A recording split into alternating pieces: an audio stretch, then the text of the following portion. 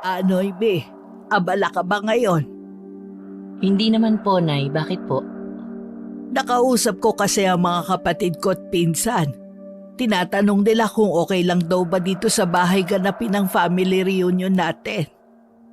Ano po ang sagot nyo? Hindi naman siguro kayo pumayag, no? Pumayag ako kaya nga gusto kitang makausap para sa preparasyon. Bakit po kayo pumayag? Nay naman, bakit dito sa atin? Bakit hindi?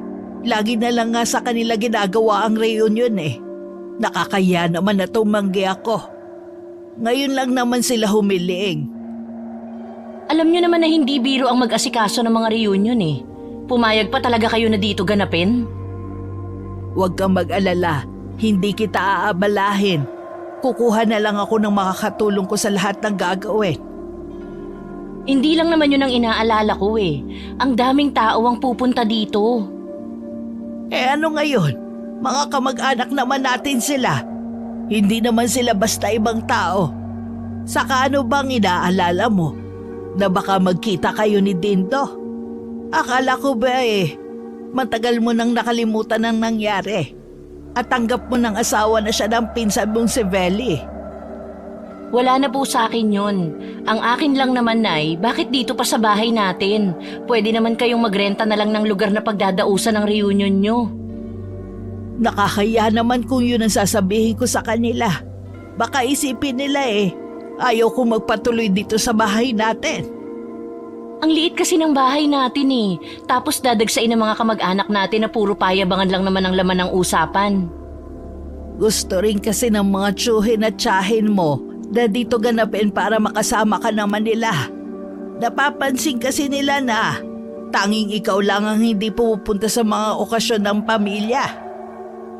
Sana sinabi niyo na lang na abala ako sa trabaho at wala akong panahon sa pakikipagplastikan kamo. Hindi mo naman kailangan makipagplastikan Maging totoo ka lang. Maging totoo ka lang sa sarili mo at sa pakikiharap sa kanila. Okay na yun. Alam niyo naman ang iba nating kamag-anak. Mga pintasera at akala mo mga kung sino na. Tiyak na meron na naman silang ipipinta sa akin kapag nakita nila ako. Tingnan niyo nga ang itsura ko Hindi ka aya-aya. Ayoko mapahiya sa kanila. Wag mo na lang silang pansinin. Tsaka maganda naman ang trabaho mo. Isa yan sa pwede mong ipagmalaki. Hay, sana po hindi niyo pagsisihan na pumayag kayo na dito sa bahay ganapin ang reunion. Mula nang malaman kong sa bahay gaganapin ang reunion, hindi na ako mapalagay. Sa 1 buwan pa naman yun pero pakiramdam ko ang bilis ng mga araw. Hindi tuloy ako makapag-focus sa ginagawa ko. Maganda naman ang trabaho at malaki ang sahod ko bilang virtual assistant. Sa bahay lang din ako nagtatrabaho. At madalas nag-uumpisa ng 1:00 ng madaling araw hanggang 8:00 ng umaga.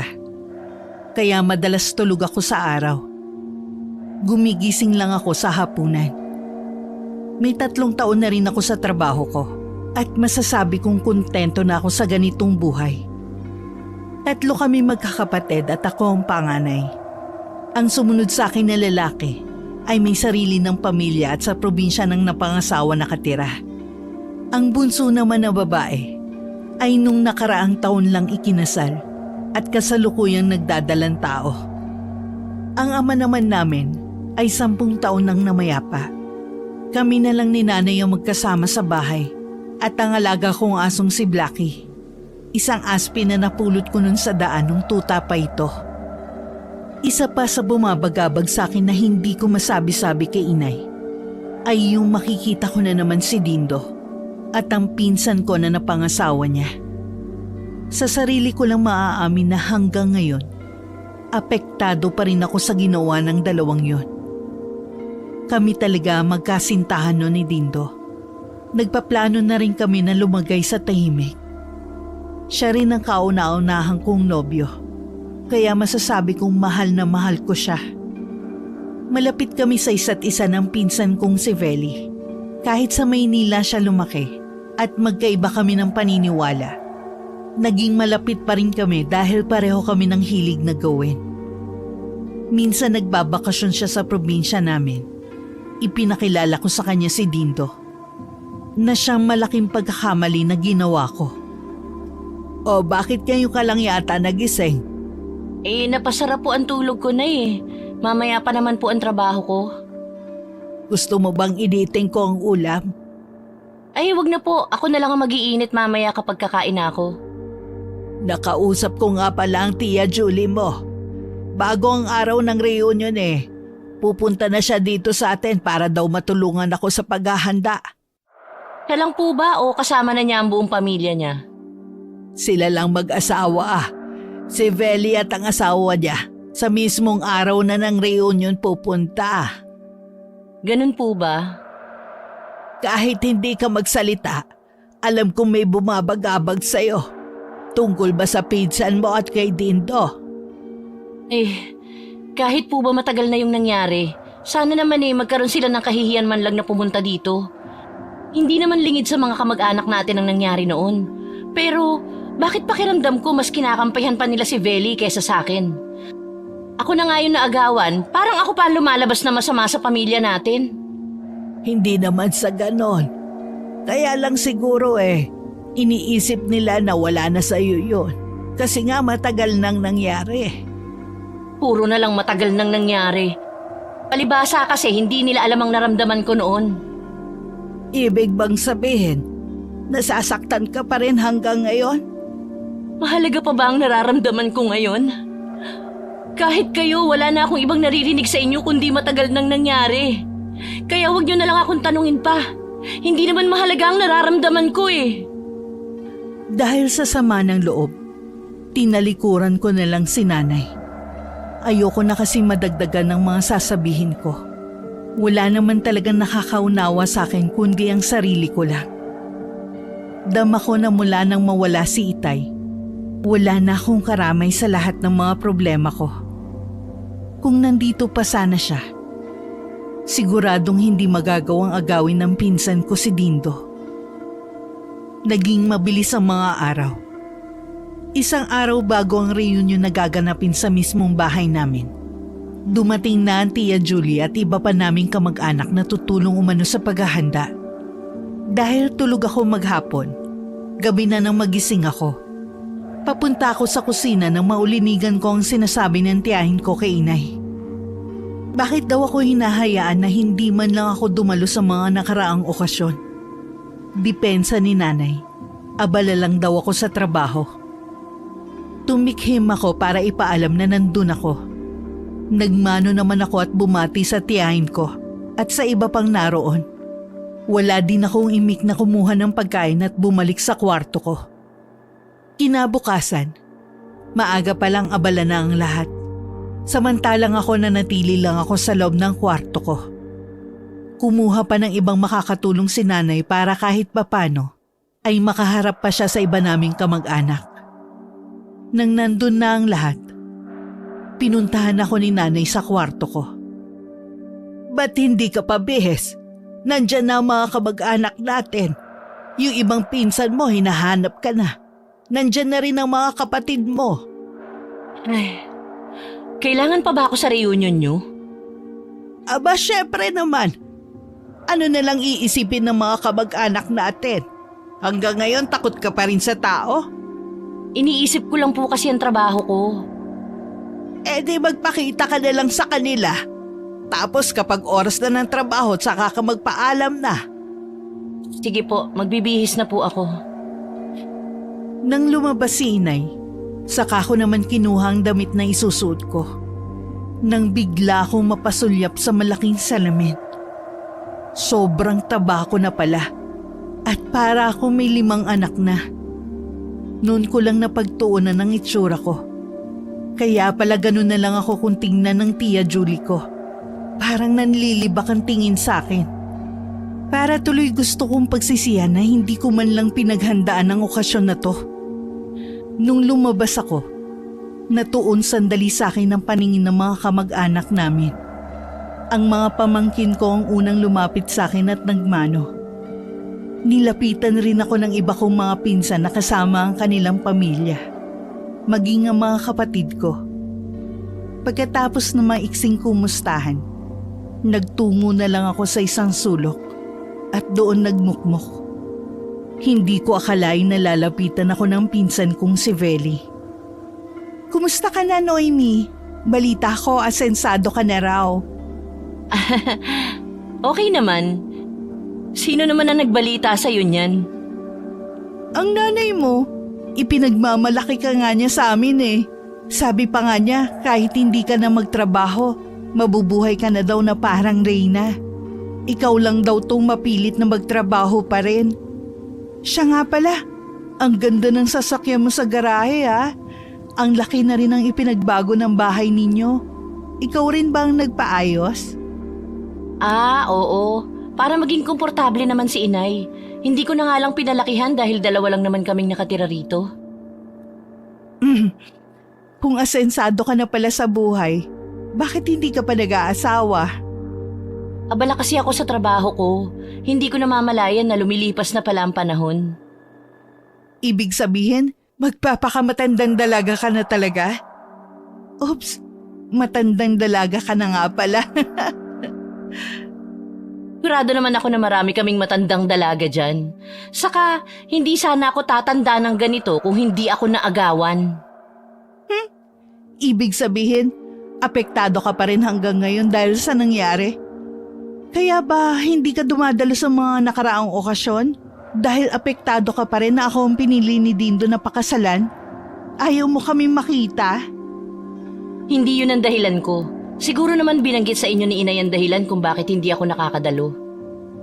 Mukhang seryoso ang pinag-uusapan niyo ah. Kumusta, Noemi? Ayos lang. O sige, maiwan ko muna kayo ah. Kukuha lang ako ng pagkain. Yan pa rin pala ang isa sa hilig mo, ang kumain. Dapat nagda-diet ka na. Baka kasi kung kailan naiisip mo magbawas ng timbang eh. Hindi na pwede. Masarap kasi ang kumain eh. Kaya walang diet-diet sa akin lalo na kapag ganitong may okasyon. Hindi ko na hinintay na may masabi pa si Veli. Agad na akong tumalikod at nagtungo sa may kusina. Muntik pa nga ako mabangga ng mga batang nagtatakbuhan. Nang makakuha ng pagkain, pumunta ulit ako sa isang sulok. Nakita ko pa si Veli na seryoso ang muka at kausap ang asawa. Sa paligid maririnig ang mga payabangan at mga tanong na iniiwasan ko lagi. Naging kainip-inip sa akin ng mga sandali. Naghanap na lang ako ng bakanting upuan at doon pinanood ang mga kaganapan sa paligid. Hindi ko inaasahan na lalapitan ulit ako ni Dindo. Seryoso ang mukha niya na naupo sa tabi ko.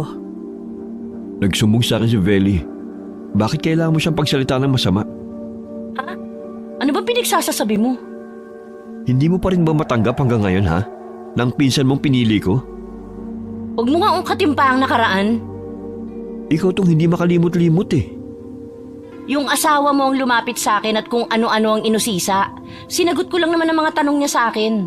Wala akong sinasabi na masama sa kanya. Maliban na lang kung gumagawa na naman siya ng kwento para pasamain ako. Kilala ko si Veli. Hindi niya gagawin yun. Ako, hindi mo kilala na hindi ako ganong klase ng tao? Malay ko ba kung nagbago ka na? Hindi ako nagbago kahit kailan. Ang pakiusap ko lang, huwag mong pasamain ang loob ng asawa ko.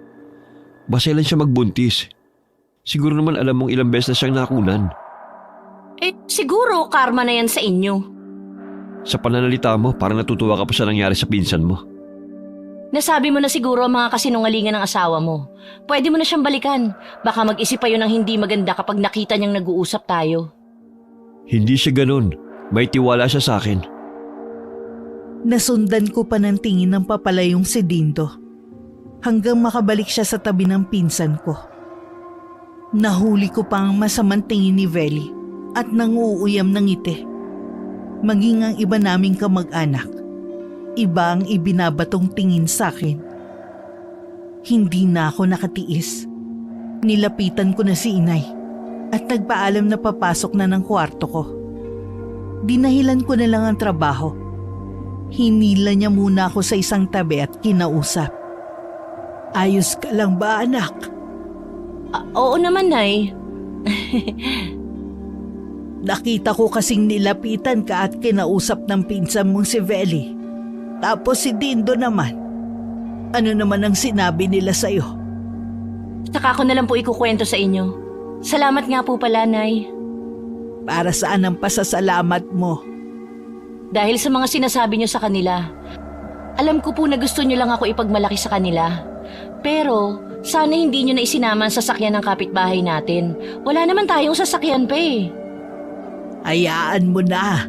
Hindi naman nila alam na nakikiparada lang ng sasakyan ng kapitbahay natin eh. Saka ginawa ko yon para hindi ka nila maliitin. O ano-ano kasi ang mga sinasabi nila laban sa'yo eh. Papayag ba naman akong maliitin ka nila? Salamat po. Malaking bagay sa akin ang ginawa niyo. Sa totoo lang nanliliit ako sa sarili ko. Tapos puro pa panghahama ka natatanggap ko sa paligid. Akala niyo ba hindi ko ramdam ang panglilibak nila sa akin? Alam ko naman yun eh. Pasensya ka na anak. Ngayon ko lang nakita ang ibang ugali ng mga kamag-anak natin. Parang gusto ko magsisi na pumayag na dito ganapin ang reunion natin. Huwag po kayong magsisi. At least pinagbigyan niyo sila para walang masabi. Sige na po, balikan niyo na ang pag-aasikaso sa kanila. Papasok na po ako sa silid ko. Saka na lang po tayo magkwentuhan. Nang nasa kwarto na ako, tsaka ako lang pinakawalan ng mga luha ko. Hinayaan ko lang na umagos yun. Wala naman talaga akong trabaho ng araw na yun. Dahilan ko lang yun kay inay. Pero wala pa rin akong pagpipilian, kundi ang makisalamuha sa mga kamag-anak namin na naroon. Hindi ko na alam kung anong oras nagsiuwian ang mga kamag-anak namin. Tinulog ko na lang kasi ang bigat ng nararamdaman ko. Kinabukasan na rin ako nagising. Paglabas ko, malinis na ang buong sala. Naabutan ko si nanay sa kusina. Umalis na po lahat ng bisita? Oo, kagabi pa. Halos sabay-sabay silang umalis.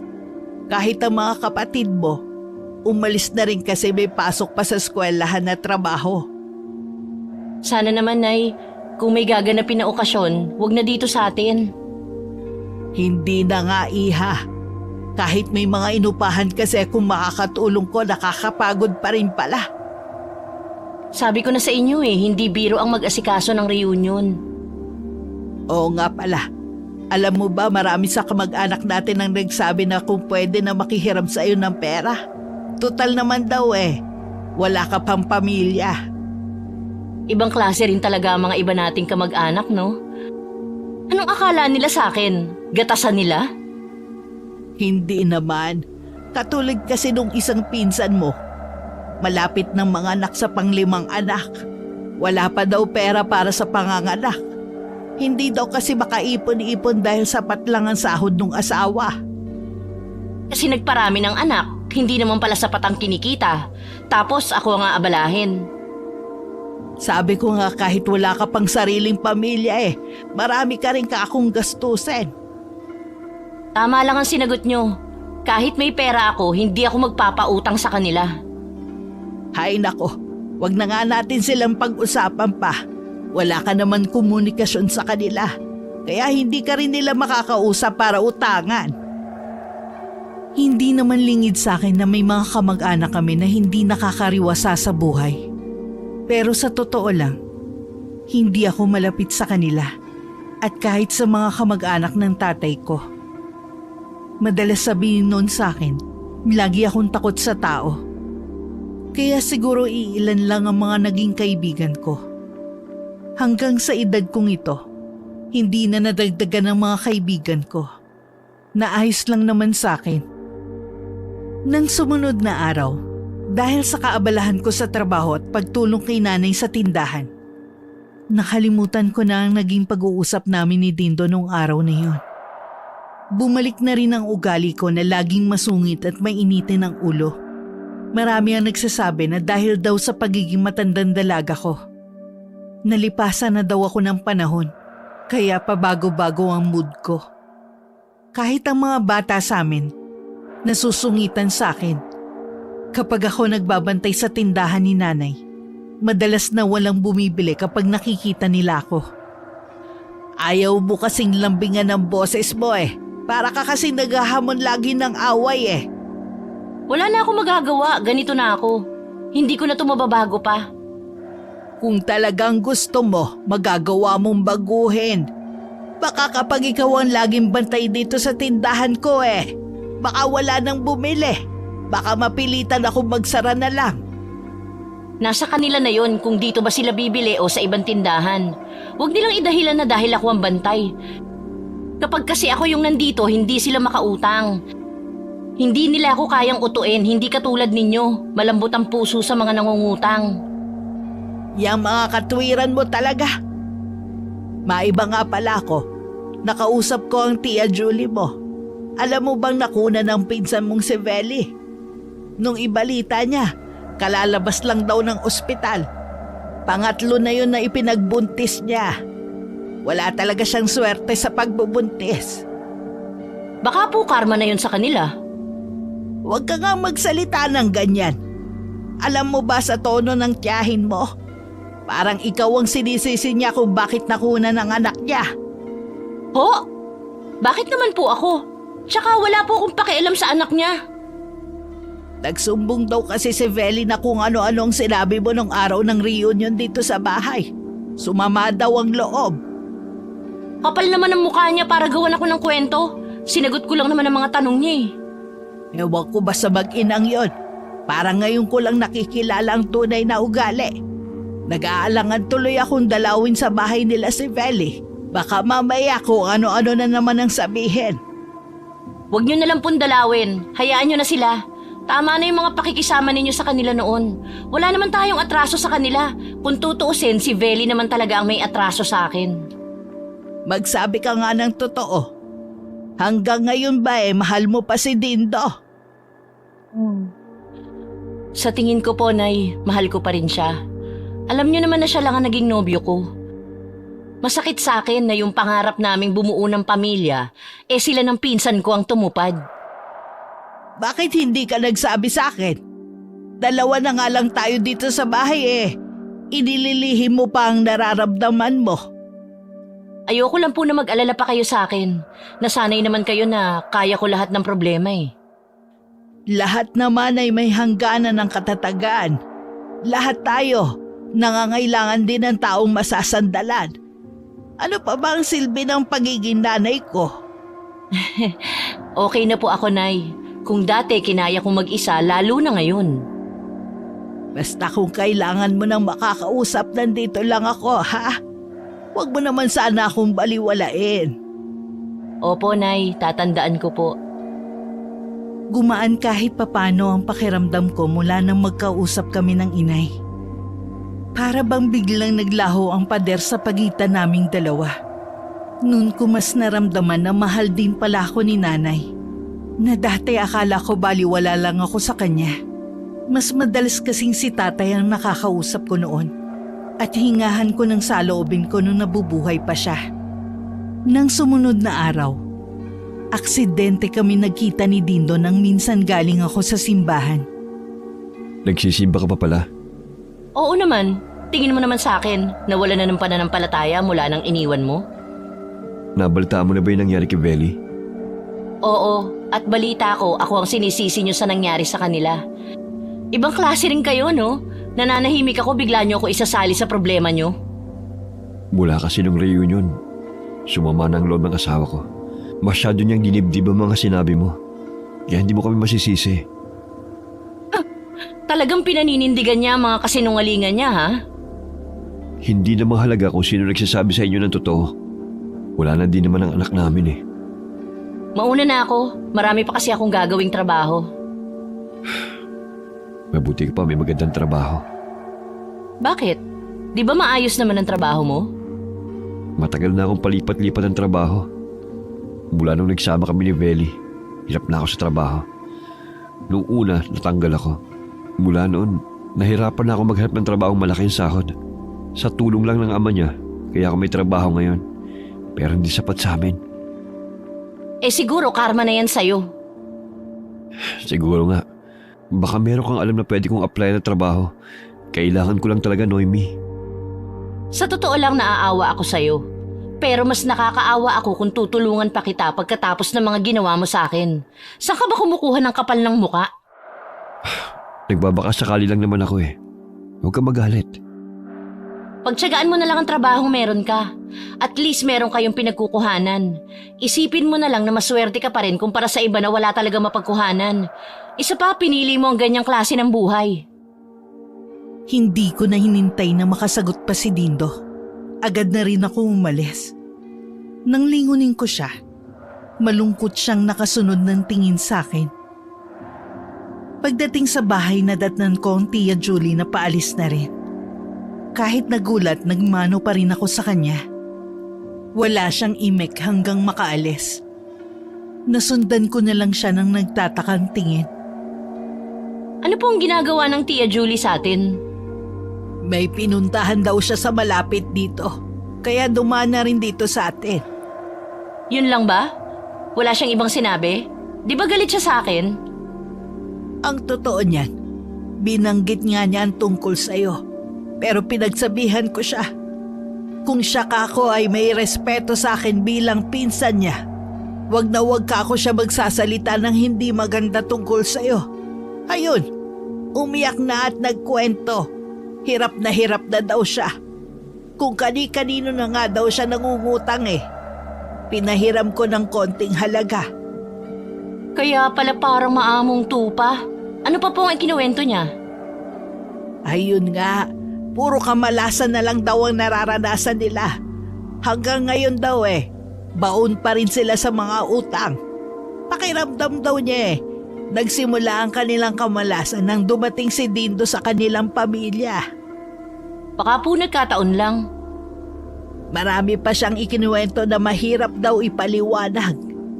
Maliban sa mga kamalasan nila, sunod-sunod din ang pagkamatay ng mga kamag-anak ng asawa niya. Lahat daw yun ay kasama sa kasal ni Navelli at Dindo. Baka daw malas ang kasal nung dalawa. Sorry Nay ha, natawa lang ako. May sira na ata sa ulo si Tia Julie kung ano-ano na kasi mga sinasabi eh. Nakakapagtaka naman kasi na maigi ang buhay nila noon. Tapos bigla silang maghihikahos ngayon. Minsan puntahan mo ang bahay nila at ikaw na mismo ang humusga sa buhay nila ngayon. Karma na po siguro yun sa kanila. Di po ba dati minamata nila tayo? Pati mga kapatid niya ay nakikisali din sa pangmamaliit sa atin. Sa bagay nga, sa dami nga ng hindi magagandang ginawa nila sa atin. Pagkatapos nga yung ginawa ni Veli sa'yo. Sobrang lapit niyo pa noon. Hindi man lang isinaalang-alang ang mararamdaman mo. Malamang din, sinulsulan niya ang nanay niya. Kaya tama lang yung nangyayari sa kanila ngayon.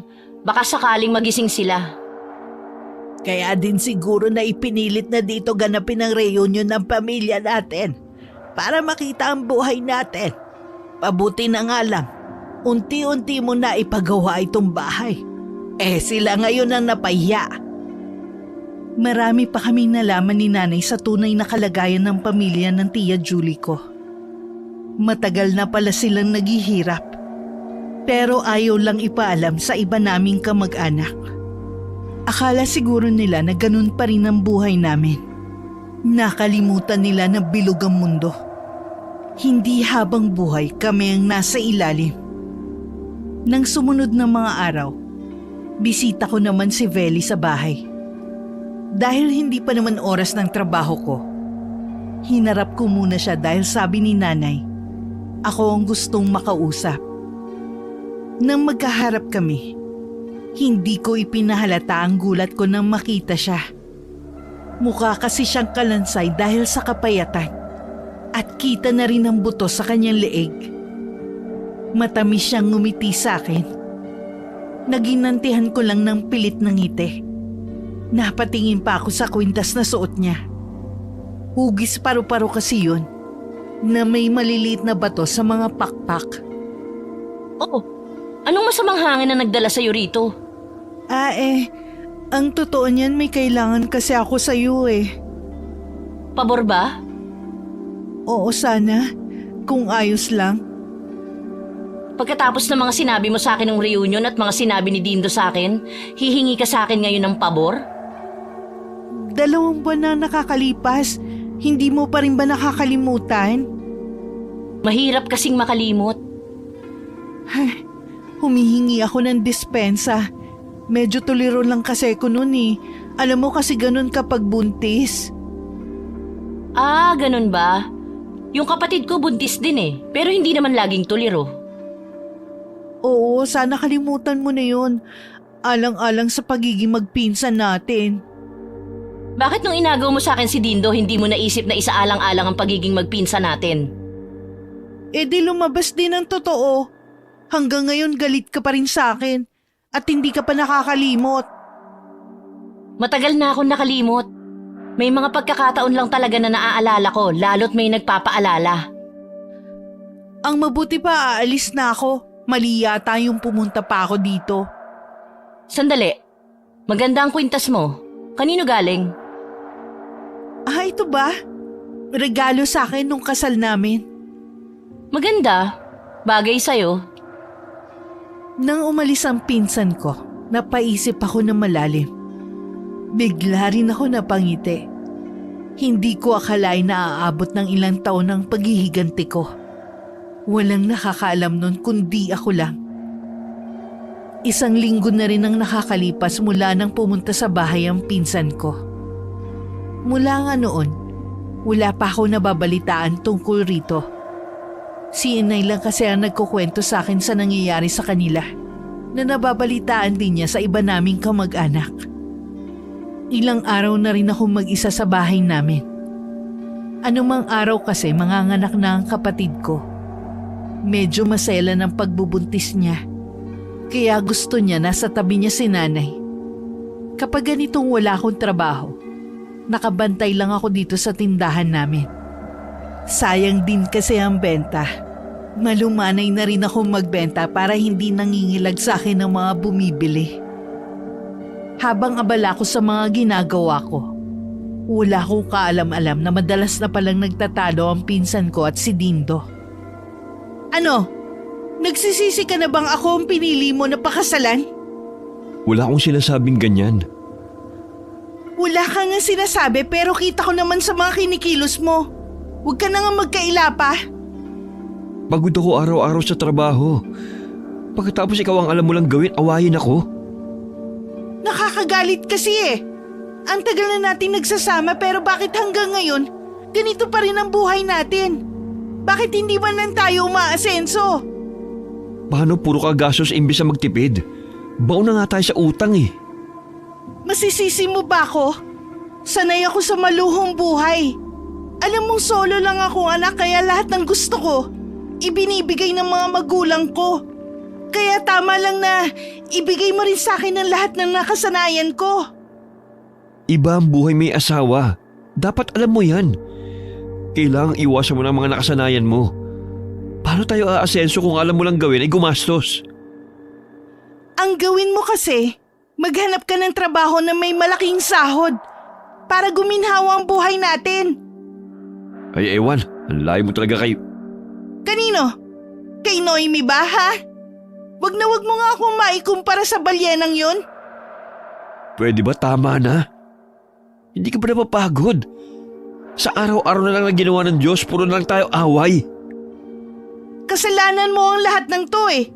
Ayaw mo kasi kung pakinggan. Oo na, kasalanan ko na. Lagi naman kasalanan ko eh.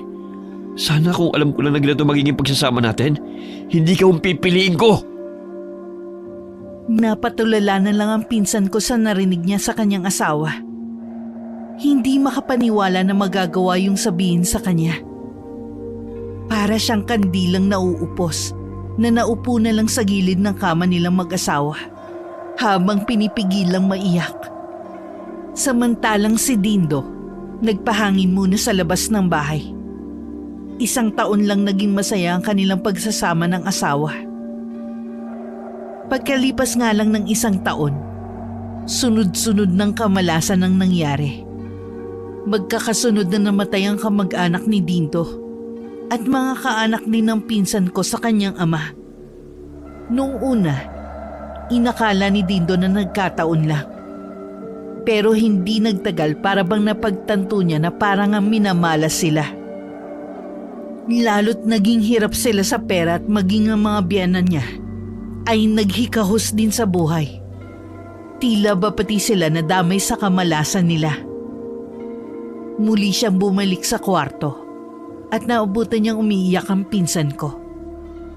Sa tingin ko, isa sa atin may kargada. Ano ka mo? May palagay akong sadya tayong minamalas. May nagbigay sa atin ito. Hindi kita maintindihan. Ano bang pinagsasabi mo? Hindi mo ba naiintindihan ang sinabi ko? Sadyang minamalas tayo. Ang sunod-sunod na pagkamatay ng mga kamag-anak natin, sadya yung nangyari. Para tayong sinumpa.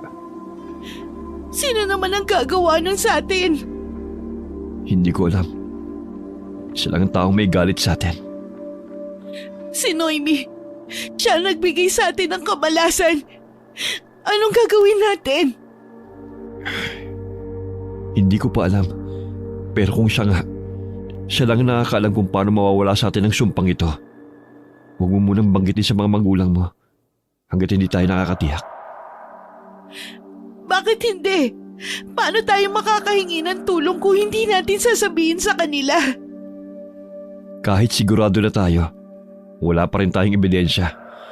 Tsaka, hindi ganun kadali na mag-akusa ng ganitong bagay. Walang basta-basta maniniwala sa atin. Baka mapagkamalan pa tayong baliw. Ang babaeng yun, humanda talaga sa akin ng balyenang yun. Sangkulto kaya siya sumanib para magkaroon ng ganong kapangyarihan para sumpain tayo. Kung tutuusin, malaki ang kasalanan natin sa kanya. Niloko natin siya. Ano? Binabagabag ka na ng konsensya mo? Matiim lang tinitigan ni Dindo ang pinsan ko. Hindi na siya ulit nagsalita pa. Sa loob ng ilang araw, pareho silang balisang mag-asawa. Parang gusto nang mabaliw ng pinsan ko sa kakaisip kung may kinalaman nga ba ako sa nangyayaring kamalasan nila. Sa kabilang banda, masaya naman ako sa nangyayari sa kanila. Pero aaminin kong hindi pa ako kontento sa paghihirap nila. Habang tumatagal kasi, lalo kong mas nararamdaman ang kagustuhan kong gantihan pa sila. Nang araw na yon pinuntahan ko si Tia Ising sa bahay niya. Naabutan ko ang matandang babae na nagwawali sa maliit nitong bakuran. Agad niyang iminuestra na pumasok ako sa loob ng bahay nito. Pinauna ko muna siya bago ko humakbang papasok. Pasensya na po, Tia, kung ngayon lang ako nakadalaw. Marami din po kasi akong ginagawa eh. Kumusta na pala ang inay mo? Nasa bahay po siya ng bunso kong kapatid. Ilang araw na lang po kasi manganganak na siya. Gusto ko na nga pong banggitin sa kanila ang tungkol sa inyo eh. Mabuti nang hindi nila malaman ang tungkol sa akin. Wala rin namang magbabago eh. At least alam po nila na may buhay pang kapatid si Itay. Maiba nga pala ako. Mag-iingat ka. Nakakatunog na sila na hindi lang nagkataon ng mga kamalasan na nangyayari sa kanila. Baka bigla silang sumugod sa iyo. Mabuti nang maging handa ka. Hindi pa nga ako lubusang nakakaganti sa kanila eh. Hindi ako papayag na maging masaya sila habang ako nagdurusa. Nakikita ko ang sarili ko sa iyo. Kaya siguro agad mo kung nakapalagayan ng loob. Ano pong gagawin natin, Chang? Ako na ang bahala, Iha. Ipaubaya mo na lang sa akin ang lahat. Salamat po, Chang. Siya nga po pala, may dala akong pasalubong sa inyo. Hindi na rin po ako magtatagal, dadalawin ko na lang po kayo sa ibang araw. Tipid lang nang umiti si Tia Ising sa akin. Nakatatandang kapatid siya ni Itay. Aksidente ko lang nalaman ang tungkol sa kanya. Noong burol ni Itay, napansin ko siyang nakaitim na belo na umiiyak sa sulok. Hindi siya pamilyar sa akin, kaya nagtataka ako kung bakit ganun na lang ang iyak niya. Kinutuban ako na baka kamag-anak siya ni Itay. Nung una ko siyang kausapin, tumanggi siya na kilala niya ang ama ko. Pero malaki ang pagkakahawig niya kay Itay. Kaya malakas ang kutob ko na kamag-anak namin siya. Nung una ko siyang kausapin, tumanggi siya na kilala niya ang ama ko. Pero malaki ang pagkakahawig niya kay Itay. Kaya malakas ang kutob ko na kamag-anak namin siya. Noong araw ng libing, hindi agad ako umalis. Malakas kasi ang pakiramdam ko na pupunta siya. Hindi nga nagtagal, dumating siya. At halos umalik na sa lupa ang mukha niya sa matinding pagdadalamhati. Narinig ko rin na tinawag niyang kapatid ng aking ama. Nang kumprontahin ko siya, hindi na rin siya tumanggi. Naging malapit kaagad ako sa kanya. Siguro dahil iisa ang dugong nananalaytay sa amin. Nung iwan ako ni Dindo, si Chang ang naging sandalan ko. Doon ko rin nalaman na isa pala siyang mangkukulam. Pareho namin pinagplanuhan noon kung paano ako makakaganti kay Dindo at sa pinsan ko. Mga ilang beses pa akong bumalik sa bahay ni Tia Ising. May kailangan kasi kong ibigay sa kanya. Nakakailanganin niya para sa gagawing pangungulam. Binilinan niya ako na kailangan kong magsuot ng itim na damit tuwing araw ng Martes at Biyernes. Bakit itim lahat ang suot mo? Para ka naman nagluluksa niyan. Hindi ba yan ang pinakaayaw mong kulay? Gusto ko lang po subukan ng ganitong kulay ng damit. Komportable naman pala. Naninibago talaga ako sa kilos mo nitong mga nagdaang araw. Pabago-bago rin ang ugali na pinapakita mo. Siguro po naiinip na rin ako dito sa bahay. Naiisip ko nga po kung ano kaya kung magbakasyon muna ako. Ano ang trabaho mo? Wala naman pong problema sa trabaho ko. Pwede naman po ako magtrabaho kahit nasa bakasyon ako. Ay oo nga pala. Saan mo naman balak pumunta? Iniisip ko pa po Okay din naman kung magbabakasyon ka. Nasa tamang edad ka na rin naman. Basta lagi ka lang mag-iingat. Sobra-sobra na nga po sa tamang edad Natutuwa ako na kahit madalas ka pa rin masungit, tumatawa ka na rin at nagbibiro. Depende pa rin po sa mood ko. Naiilang na lang si nanay sa naging sagot ko sa kanya. Magaan lang talaga ang pakiramdam ko ng mga oras na yun. Dahil alam ko ng mga sandaling yon, may nagdurusa dahil sa kulam na ginagawa ni Tia Ising. Ang uri ng kulam na ginagawa nito ay tinatawag na paktol. Mabuti na lamang na itago ko pa ang ibang gamit ni Dindo at yun ang ibinigay ko kay Chang para sa gagawin nitong kulam. Ang nagpangiti pa sa akin, alam ko mahihirapan ang mga doktor na malaman ang tunay niyang sakit. Dalhin ka na namin sa doktor.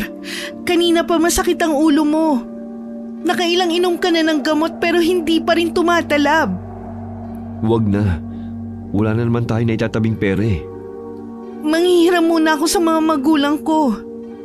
Ang dami-dami na nga nating utang sa kanila Titiisin ko na lang to. Ilang araw mo na yan tinitiis. Baka kung ano na yan. Iinom na lang ulit ako ng gamot. Huwag na sanang matigas ang ulo mo. Sakit nga lang ito ng ulo. Baka isipin pa ng mga magulang mo ang arte-arte ko. Pilitin mong kumain. Baka kaya hindi tumatalab ang gamot kasi walang laman ng sikmura mo. Napipilitan na lang tumango si Dindo sa pinsan ko. Kahit parang babaliktad ang sikmura, pinilit pa rin niyang kumain. Nakakailang subo pa lang siya. Umayaw na siya. Nung gabing yun, hindi rin dalawin ng antok si Dindo. Patindi rin ng patindi ang pananakit ng kanyang ulo. Pakiramdam din niya, para siyang nilalagnat sa loob ng katawan. Hirap na rin siyang makahinga, kaya umupo na lang siya buong gabi. Gabi-gabi ay ganun ang nararamdaman ni Dindo. Dahil wala laging tulog, bumagsak na ang katawan niya. Hanggang nawalan na siya ng malay.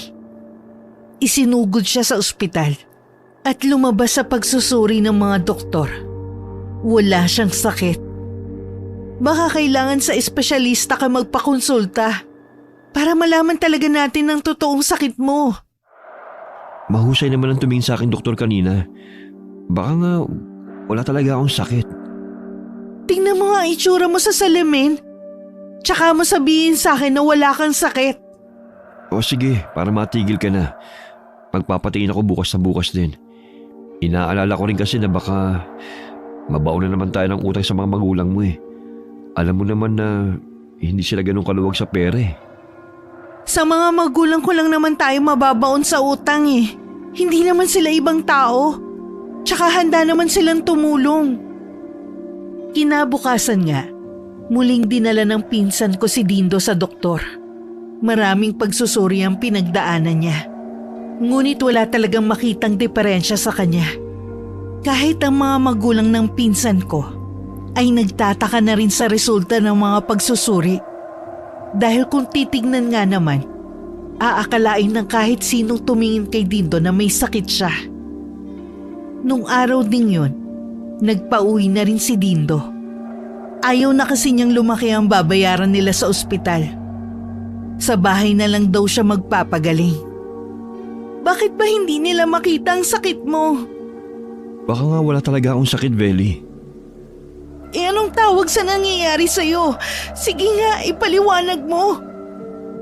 Baka may kumukulam sa akin. Ha? Kulam? Pero sino naman? Si Noemi? Siya lang may matinding galit sa akin. Ang babaeng yun, humanda siya sa akin. Anong gagawin mo? Pupuntahan ko siya sa kanila, ano pa ba? Kailangan niyang itigil ang ginagawa niya sa atin.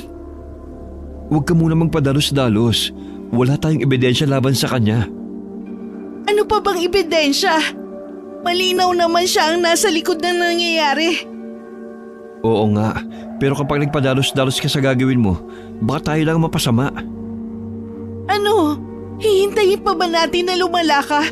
O mamatay bago ko kumilos? Ang kailangan ko ngayon isang magaling na albularyo. Wala naman akong kilalang albularyo dito sa atin. Saan ako maghahanap? Pwede ka naman magtanong-tanong sa mga kakilala mo o kaya sa mga magulang mo. O sige, magpahinga ka na muna at lalabas lang ako. Iniwan muna sandali ng pinsan ko si Dindo. Walang kamalay-malay ang asawa niya na pupunta sa bahay namin ng pinsan ko. Nang sandaling yun, nakaalis na ako ng bahay na sinasabi ko kay nanay na bakasyon. Nagulat naman ang inay sa biglaang pagsulpot ni Veli sa bahay namin. Oh, napadalaw ka, Veli. May kailangan ka ba? Nandyan po ba si Noemi? Wala siya eh. Kaaalis lang niya kanina. Saan po siya nagpunta? Plano niya magbakasyon sa malayo. Baka matagalan din siya. Ano bang sadya mo sa kanya? Di bali na lang po. Sa kanya ko lang po pwedeng itanong. Sige po, aalis na ako. Sige. Sasabihin ko na lang sa kanya kapag tumawag siya. Sinulyapan pa ng pinsan ko ang bintana ng kwarto ko na nakaharap sa may kalsada bago umalis. Nagtataka naman ang inay sa tila kakaibang kilos ng pinsan ko. Pagka-uwi ni Veli sa bahay nila, agad niyang kinausap ang mga magulang niya. Sinabi niya sa mga ito na baka kinukulam si Dindo at kailangan nila ng albularyo. Sinabi naman ng tiyuhin ko na may kakilala ang kumpari niya. Kakausapin di umano niya ang kaibigan tungkol sa albularyong kakilala nito. Kahit papano'y nakahinga ng maluwag ang pinsan ko. Ngunit ang sinasabi ng ama ni Veli na albularyo ay may 1 taon na palang yumao. Sa ilang araw din na paghihintay, lalong lumalala ang kondisyon ni Dindo. Makailang beses din nilang isinugod ito sa ospital. Ngunit hindi talaga lumalabas sa mga pagsusuri ang sakit nito. Nawawala na ng pag-asa ang pamilya ng pinsan ko. Pero buti na lang, nakahanap sila ng albularyo. Pero kailangan pa nilang ibiyahe ng malayo ito papuntang probinsya. Hindi daw kasi maaaring umalis ang manggagamot dahil marami din itong ginagamot sa lugar nila. Nasa biyahe na sila ngayon. Anong gagawin natin, Chang? Huwag kang mag-alala. Walang magagawa ang kahit na sinong manggagamot para lunasan ang sakit ni Dindo. Hindi nila malalaman na ang kargadang nagpapahirap sa kanya ay nasa mismong asawa niya. Mauubos lang ang pera nila pero hindi gagaling si Dindo. Tama lang sa kanila yun. Magdusa sila habang buhay. Nararamdaman ko ang bigat dyan sa dibdib mo. Gusto ko kapag nakaganti ka na sa kanila, harapin mo naman ang buhay mo. Hindi pa naman huli ang lahat para humanap ng bagong pag-ibig. Malabo na po yun. Sa edad kong ito at itsura, wala na pong magkakagusto pa sa akin. Ayoko lang na matulad ka sa akin. Mag-isang tumanda. Huli na nang mapagtanto kung malungkot pala ang mag-isa. Ngayon po na nandito na ako, hindi na po kayo mag-iisa pa. Nagpapasalamat nga ako at dumating ka sa buhay ko. Buo mo kong tinanggap na walang pag-aalinlangan.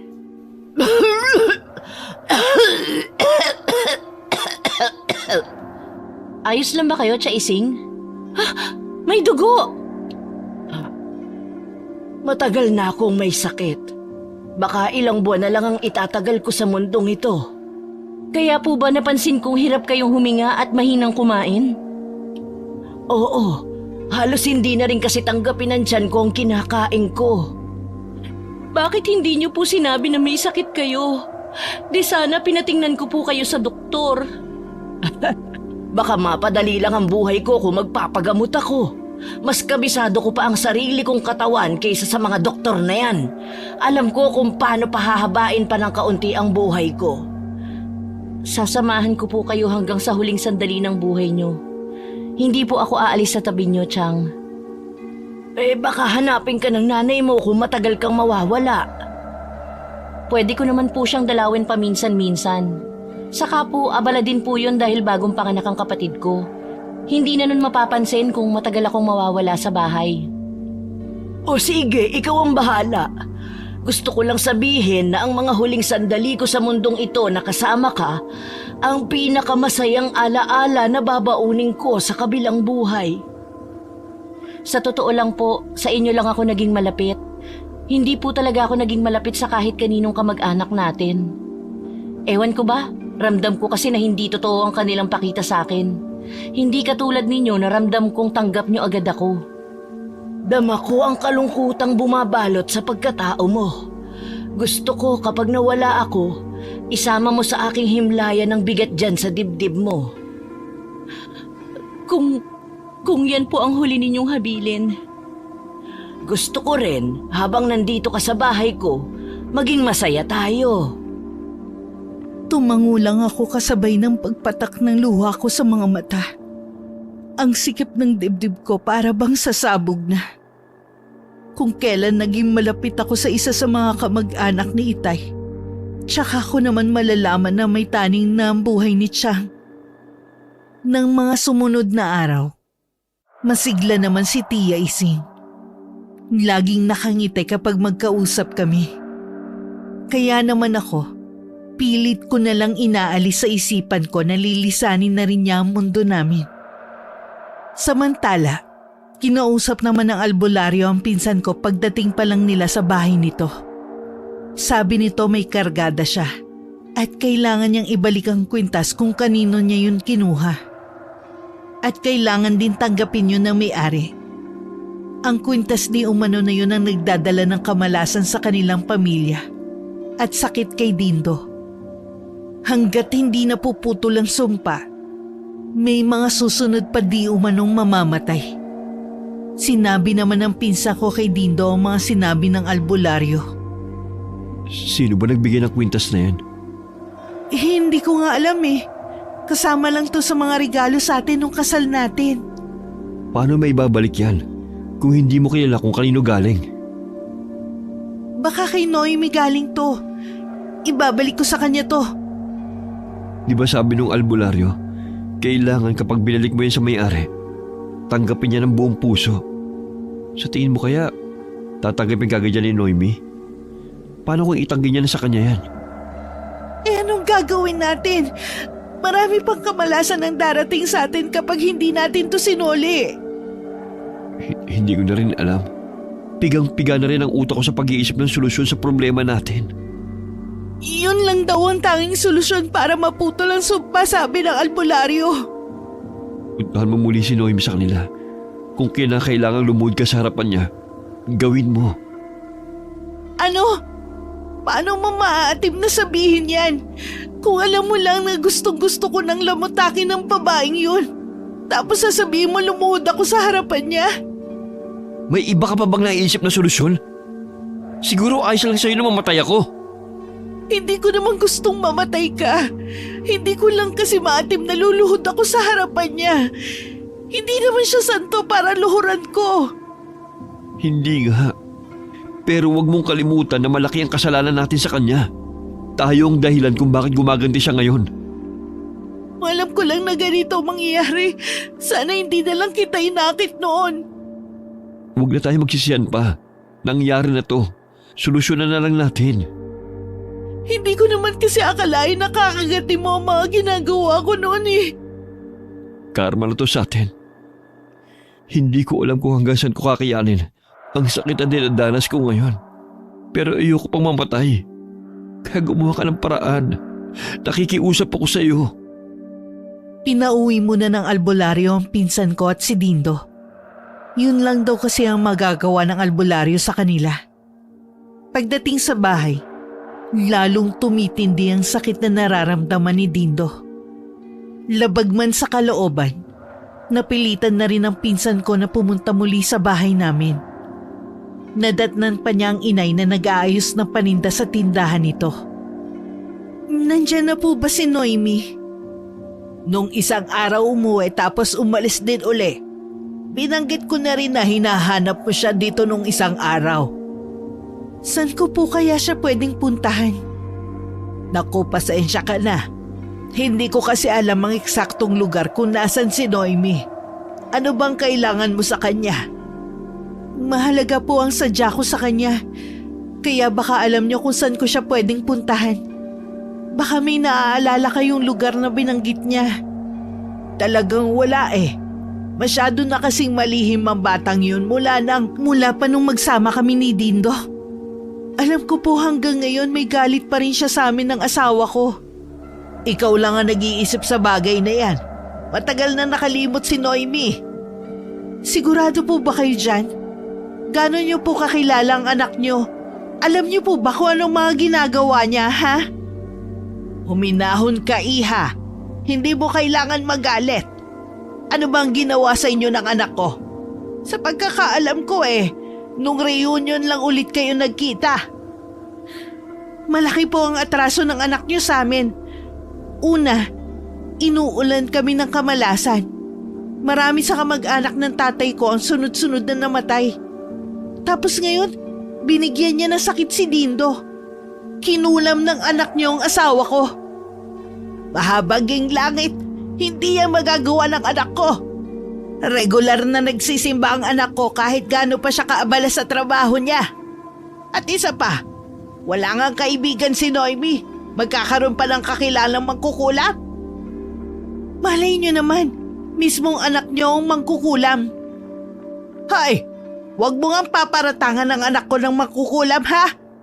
Mabait ang anak ko, hindi ka tulad mo. Pagkatapos kanyang pakisamahan at ituring na kapatid, pangaagaw pa sa nobyo niya ang iginanti mo. Tapos ngayon paparatangan mo mangkukulam ang anak ko? Dahil lang sa sunod-sunod na kamalasan na nangyayari sa pamilya mo? Wag mo na ulit paparatangan ng kung ano-ano si Noemi. Dahil kung hindi, ako na ang makakalaban mo. Hindi na nakahuma pa ang pinsan ko dahil sa nakikitang galit kay inay. Marami na rin ang nakikiusyosong kapitbahay namin na narinig ang kanilang pagtatalo. Walang nagawa ang pinsan ko kundi ang umalis na lamang. Sinundan pa siya ng matalim na tingin ni inay kasabay ng pag-iling. Ni sa hinagap, hindi akalain ni inay na paparatangan ako ng ganun ng pinsan ko. Nang sumunod na araw na pag-uwi ko para kumuha ng gamit, nagsumbong sa akin si inay sa pagpunta ng pinsan ko sa bahay namin. Sila pa talaga may ganang paratangan ka na magkukulam. Malay mo naman, Nay. Totoo ang sinasabi nila tungkol sa akin. Tumigil ka nga. Kahit biro ayoko maririnig na sinasabi mo yan. Gusto ko lang po na gumaan ang usapan natin. Masyado kayong seryoso eh. Paano? Paratangan ka ba namang mangkukulam? Sa tingin mo kaya kahit sinong ina matutuwa? Nako, kung hindi ako nagtimpe, baka nasa bunutan ko na ang babaeng yon. Huwag niyo na lang pong harapin kapag nagpunta ulit dito sa bahay. Pwede ba yon? Katulad nung nagpunta dito, nagkataon na sa tindahan ako. Alangan naman ang pagtaguan ko. Tsaka hindi ko naman akalain na yun pala ang sadya niya. Bakit po hindi muna kayo dun sa kapatid ko tumira? Para po maalagaan niyo siya at yung apo ninyo. Lalo na po laging nasa malayo ang destino ng asawa. Gusto ko sana, kaso paano ka? Itong tindahan, sino ang magbabantay? Madali lang po yan. Pwede nyo naman po isara muna, total sabi nyo matumal ngayon ang benta. Dahil marami nang nagsulputan ng mga bagong tindahan. Saka, baka matagalan pa bago ako umuwi dito sa atin.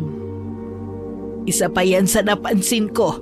Mukhang nawiwili ka na sa lugar na inuuwian mo. Sa totoo lang po, Nay, doon ko po nahanap ang kapayapaan. Tahimik po kasi doon, mas nakakapag-focus po ako sa trabaho. Ganun ba? Pero sana umuwi ka pa rin dito sa atin. Hindi magandang tignan na kadalaga mong tao Mag-isa ka lang namumuhay kung saan. Huwag po kayong mag-alala, ilang buwan lang naman po. Babalik din po ako dito sa bahay natin. Malay niyo po, tumigil na si Veli sa panggugulo sa atin. Sana nga maging maayos na ang buhay nila. Kahit papaano naaawa din ako sa kalagayan nila. Pero hindi tamang pagbintangan nila na mangkukulam ka. Dapat naisip nila na karma yun sa kanila. Huwag na po natin silang pag-usapan pa. Ang importante po maayos ang buhay natin at kahit wala na po si Itay, masaya pa rin tayo. Tama ka dyan, anak. Paano? Ayusin ko muna ang mga gamit na dadalhin ko sa pagpunta sa kapatid mo. Pinauna ko munang umalis nun si nanay. Ako na lang ang nagsara ng bahay at tindahan niya. Paalis na sana ako nang matanaw ko ang pagdating ni Veli. Mabuti na lang hindi niya ako nakita. Agad ako nagtago at sinilip na lang siya sa may bintana. Pasilip-silip siya sa bahay namin at maging sa tindahan. Ilang minuto lang ang tinagal niya bago umalis na rin. Ramdam ko pa rin ang mabilis na pagtibok ng puso ko ng mga oras na yun. Nang matiyak na sarado na ang buong bahay, tsaka naman ako tumalilis ng alis. Ang pinsan ko naman, dismayado na umuwi sa bahay nila. Sapo ang ulo na tila maiiyak na naman. Hindi mo pa rin ba nakikita si Noemi? Kagagaling ko lang sa kanila. Walang tao. Hindi ko alam kung may pinuntahan lang o sadyang umiiwas sila sa akin. Bakit hindi mo sabihin sa mga magulang mo? Para sila makipag-usap sa nanay ni Noemi. Nahihiyabang ka na ba? Ang alam lang nila baka nakukulam ka. Pero hindi nila alam na si Noemi ang pinaghihinalaan natin. Pinsan pa rin ng aking ina si Tia Tess. Gusto mo bang magkagulo sila? Suwestyo lang naman yun sa akin. Huwag ka na mainis. Baka lalong magalit sa'yo ang mga magulang ko. Baka ikaw pang sisihin nila. Alam mo naman na ayaw ng ama ko na magpakasal tayo noon. Dahil naging kayo ni Noemi. Bakit hindi mo lang iwan ang kwintas na yan kung saan? O kaya itapon mo. Baka maputo lang sumba kapag ginawa mo yun. Akala mo ba hindi ko pa yan ginawa? Ilang beses na, Dindo. At lagi lang bumabalik sa akin ang kwintas na to. Totoo ang sinasabi ng albularyo. Kailangan maibalik ito sa totoong may-ari para maputol ang sumpa. Siguro kailangan ko lang tanggapin ang magiging kapalaran ko. Huwag ka nga sumuko. Kita mo naman na gumagawa ako ng paraan. Hirap na kasi ako Hindi na nga ako makapagtrabaho. Pabigat ba ako sa inyo? Ayoko ng ganitong buhay. Kaya mabuti pang mawala na lang ako Huwag mo munang isipin yan. Ang mahalaga gumaling ka. Salamat. Akala ko tatalikuran mo na ako ngayon na may sakit na ako. Harapin natin ito na magkasama. Basta huwag ka lang susuko. Nilapitan pa ng pinsan ko si Dindo para hagkan sa noo. Baka sa kanya ang awa sa nakikitang malaking pagbabago sa itsura ng asawa. Para kasing tumanda ang asawa dahil sa iniindang sakit. Kahit hirap na, pinilit pa rin ni Dindo na ngumiti sa pinsan ko. Minsan umuwi ako ng bahay namin. Naabutan ko na doon si Veli na naghihintay sa loob ng gate namin. Wala akong pagpipilian kundi ang harapin siya. Tinitigan ko siya ng diretso sa kanyang mga mata at pilit kinalma ang sarili ko.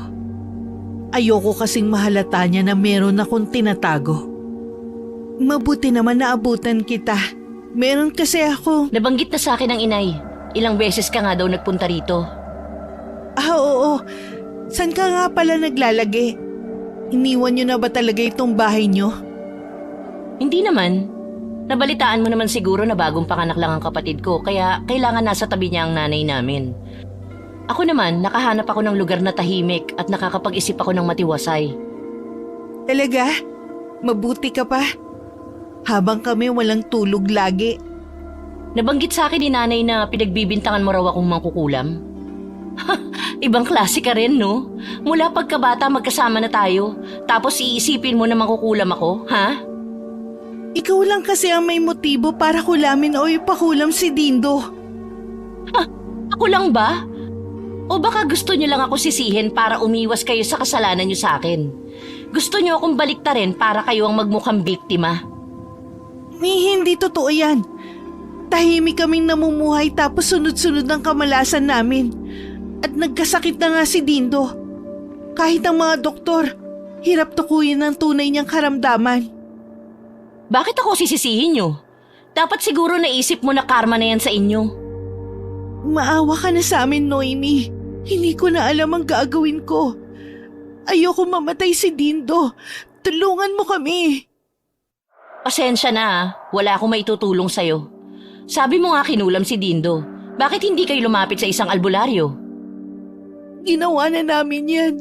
Ang sabi lang niya, kailangan ko ibalik sa tunay na may-ari ang kwintas na to para maputol ang sumpa. Kaso hindi ko naman alam kung kanino isosoli ito. Hay, pasensya ka na talaga, Veli. Wala din ako maitutulong sa'yo eh. Mula nang traidorin mo ko, kinalimutan ko na ang pagiging magkamag-anak natin. Noemi, kung kinakailangan luluhod ako sa harapan mo, mapatawad mo lang kami ni Dindo sa ginawa namin sa'yo. Kahit yun man lang maibigay mo sa amin. Hindi na kailangan. Kahit ano kasi ang gawin mo, hindi na mababago ang pagtingin ko sa'yo. Walang-wala na nga kayo, may sakit na ang asawa mo, mapagmataas ka pa rin. Paano ako maniniwala sa sinseridad sa gagawin mo? Sabihin mo kung anong gusto mong gawin ko. Mapatawad mo lang kami. Lahat gagawin ko. Wala kang dapat gawin kundi ang umuwi at alagaan na lang ang asawa mo. Huwag ka nang babalik dito. Yun lang ang hiling ko. Iniwan kong umiiyak ang pinsan ko. Ni katiting wala akong makapang-awa o simpatsya man lang sa kanya. Siguro tuluyan ng binalot ng galit ang puso ko. Kinuha ko lang ang ilang gamit ko at umalis na rin ako.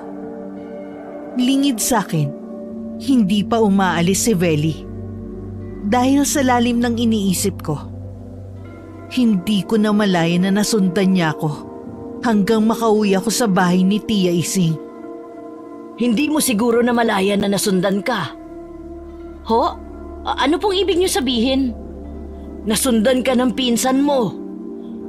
Ano pong gagawin natin? Ako ang bahala sa kanya. Siguro tama lang na pati siya turuan ng leksyon para madala. Lumakad si Tia Ising sa munting altar. Mula roon, kinuha niya ang isang kwintas na kapareho ng suot ng pinsan ko. May iniusal siya doon na hindi ko maunawa ang mga salita. Ilang sandali lang, narinig na lang namin ang matinis na tili ni Veli sa labas ng bahay. Nakita ko siyang nagtatatakbo patungo sa tricycle na naghihintay sa kanya. At saka yun humarurot paalis. Nagtatanong ang tingin ko kay Tia Ising. Ngunit kibit balikat lamang ang tinugon niya sa akin. Samantala, Umiiyak naman na umuwi ang pinsan ko sa kanilang bahay. Kahit ang mga magulang niya, labis ang pagkagulat nang makita siya. Nagkaroon kasi ng mga butlig ang buong katawan ng pinsan ko. Habang tumatagal, lumalaki yon at makate. Sana hindi mo na lang siya sinundan. Alam mong delikadong ginawa mo. Gusto ko lang na mamalaman na kung saan siya naglalagi. Mali ko bang ganito mangyayari sa akin? Ang malas natin. Sobrang malas. Siguradong siya rin ang may kagagawa nito. Tanggapin na lang natin ang kapalaran natin. Hanggat galit sa atin si Noemi, hindi mawawala sa atin ang sumpang ito. Ayoko! Hindi ko matatanggap! Tahan na. Malay mo may himalang mangyari. Magdasal na lang tayo. Pakikinggan pa kaya niya tayo sa laki ng kasalanan natin? Huwag kang mawalan ng pag-asa. Basta manalig lang tayo at magbalik loob. Walang imposible sa kapangyarihan niya. Patuloy lang sa pag-iyak ang pinsan ko. Tahimik naman si Dindo na tila nga nagdarasal siya sa isip. Na mga sumunod na araw, tuluyan nang naratay si Tia Ising sa higaan niya habang nasa tabi niya ako. Wala ring tigil ang pag-agos ng mga luha ko ng mga oras na yun. Dama ko kasi anumang oras, babawian na ng buhay si Tia Ising. Gusto ko kapag nawala na ako, sunugin mo ang mga gamit ko sa pangungulam. Oo, sana po wag muna kayong umalis. Alam naman natin na doon na rin ako papunta. Masaya ako at nakasama ko ang isa sa mga pamangkin ko. Gusto ko rin na wag mo nang ipaalam pa sa nanay at mga kapatid mo ang tungkol sa akin. Hayaan mo na lang na ikaw lang ang nakakaalam sa akin. Oo, Chang. Sana buksan mo muli ang puso mo sa panibagong pag-ibig. Huwag kang tumulad sa akin na tumandang dalaga. Mas masaya pa rin kung mayroon kang katuwang sa buhay. Yung magigising sa umaga na may katabi. Kasalo sa pagkain at kasama sa pamamasyal.